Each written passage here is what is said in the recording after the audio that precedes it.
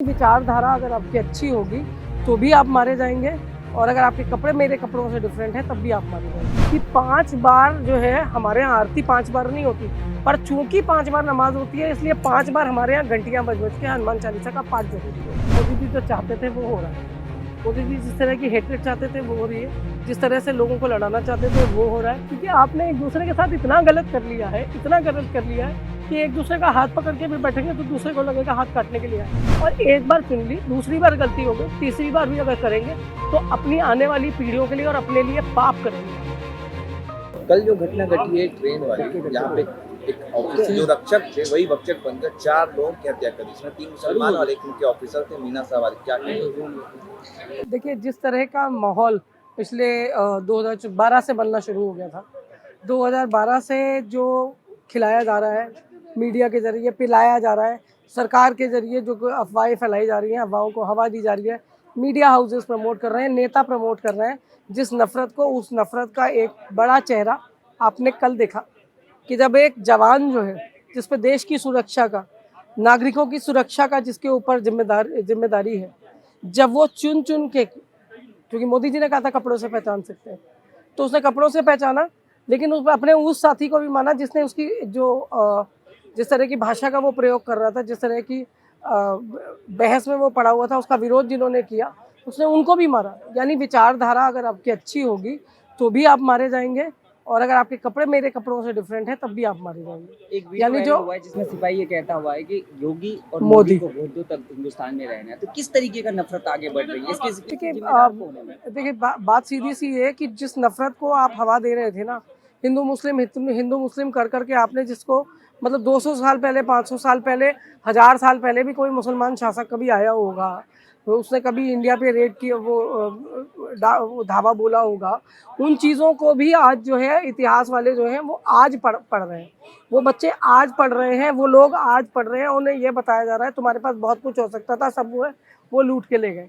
आज अगर तुम नहीं जागे तो वो तुम्हारे अधिकार छीन लेंगे, जो उसमें ज़्यादा हो जाएंगे पॉपुलेशन में।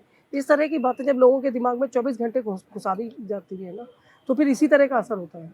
और जिस तरह से आपने उस वो वीडियो शायद देखा है, तो उसमें एक चीज़ बताती हूँ, एक ऑरेंज कलर के कपड़ों में पीछे बच्ची बैठी हुई है, उसके दादाजी ने उसकी आँख पे ऐसे हाथ रख के उसको आगे ले गए। दादाजी ने सोच लिया कि आज जो है मैंने इसकी आँख पे हाथ रख दिया तो बच्चा इस चीज़ को भूल जाएगा। लेकिन उस बच्चे के लिए ये आखिरी ट्रेन यात्रा थी, उस बच्चे के लिए ये पुलिस वालों से, फोर्सेस से डरने का पहला मौका है, जिसको आप सलाम करते आए ना अब तक। आपने वो जवान मिल जाए, पुलिस वाले मिल जाए तो ये हमारी सेवा करते हैं, ये देश की रक्षा करते हैं, ये आइडिया आपने दिमाग में बिठा रखा था। अब तक हाउस जोश करके जो बच्चे आपको सैल्यूट मारते थे, अब वो बच्चे आपसे डरेंगे। और किस लिए डरेंगे कि एक जगह मीडिया हाउस ने बैठ के आपके मीडिया पे, आपके फ़ोन पे, आपके टीवी पे ये प्रचार प्रसार किया कि दूसरी कम्युनिटी जो है वो आपकी दुश्मन है। मैम एक और घटना वीडियो वायरल हुई है कि नमाजी नमाज पढ़ रहा है ट्रेन पर, तो नीचे 4-5 लोग हैं वो हनुमान चालीसा पढ़ रहे हैं, तो क्या है एक तरफ मैं बताती हूँ सुनो। हमारे यहाँ आरती का टाइम जो है ना, गोधूली बेला और शाम का टाइम है, ठीक है। दोपहरों में तो मंदिर के पट भी 12 साढ़े 12 बजे बंद हो जाते हैं। तो ये जो जिन्होंने 5 बार नमाज के चक्कर में 5 बार हनुमान चालीसा पढ़नी शुरू करी है ना, वो हनुमान जी को भी एक्स्ट्रा 2 टाइम जगाते हैं, ठीक है। हनुमान जी की भगवान की आरती तो वो 3 टाइम की है ना, आप उनको इतना जगा रहे हैं कि ये इनका भगवान 5 टाइम जग रहा है तो मेरा वाला भी 5 टाइम जगे, तो आपने एक्स्ट्रा वर्कलोड दे रखा है। तो अगर आप 85% हैं और इस तरह से अगर आप बिहेव करेंगे कि कोई आदमी नमाज पढ़ रहा है, उसकी नमाज पढ़ने में मुझे सिर्फ ये आपत्ति है, उसके नमाज पढ़ने से आपके धर्म पे कौन सी आपत्ति आती है, कौन सा आपके धर्म पे खतरा आ जाता है। सीधी बात यह है कि अगर मैं वक्त ध्यान क्यों आता है, मैं वही कह रही हूँ, मैंने आपको यही बोला कि 5 बार जो है हमारे यहाँ आरती 5 बार नहीं होती, पर चूंकि 5 बार नमाज होती है इसलिए 5 बार हमारे यहाँ घंटियाँ बज बज के हनुमान चालीसा का पाठ जरूरी हो गया। अब क्या हो गया, सुनो, अब क्या हो गया है कि पब में बैठ के थोड़ी देर बाद आप दारू पियेंगे, आप पब में बैठ के आप हनुमान चालीसा का पाठ कर रहे हैं। किसी मुसलमान से कह दीजिए कैसे बैठ के कहीं पढ़ा दे, पढ़ लेगा? नहीं पढ़ेगा।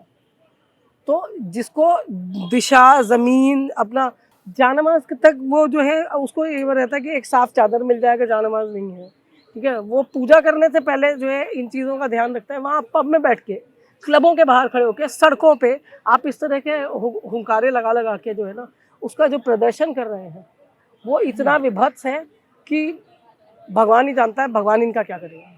अच्छा, ये हरियाणा में भी एकाएक मोनू मुनसर को लेकर के जो दंगा भड़का, एक इमाम की मौत हो गई है, मार दिया गया, कैसे देख रहे हैं, क्या हो रहा है इस देश में? देखिए देश में क्या हो रहा है, देश में तो वही हो रहा है जो मोदी है तो मुमकिन है वाली बात है कि मोदी जी जो चाहते थे वो हो रहा है।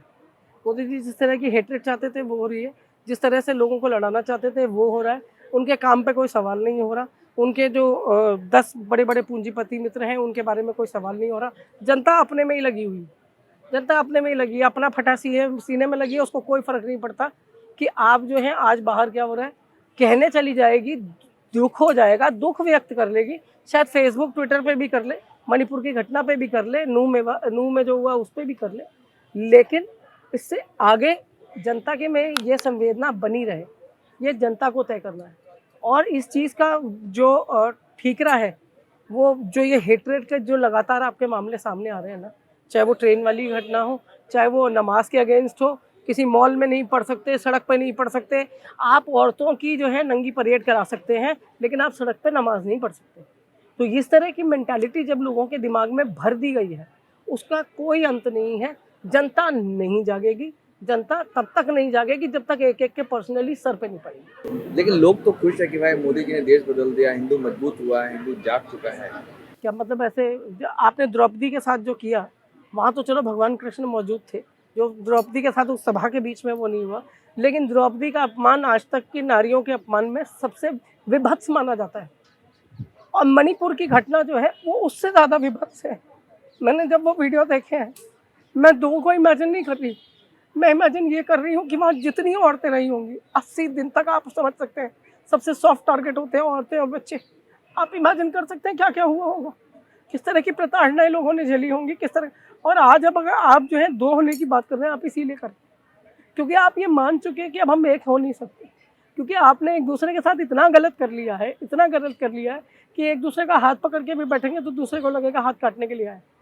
तो अब वो जो माहौल देश में पहले था वो तो नहीं हो सकता, लेकिन इतना ज़रूर कह सकती हूँ कि अगर लोग आज इस चीज़ को समझ जाएं जो वहाँ हो रहा है वो यहाँ हो सकता है। गुजरात में हो चुका है, मणिपुर में हो रहा है, उसके साथ में मिजोरम में शुरू हो चुका है।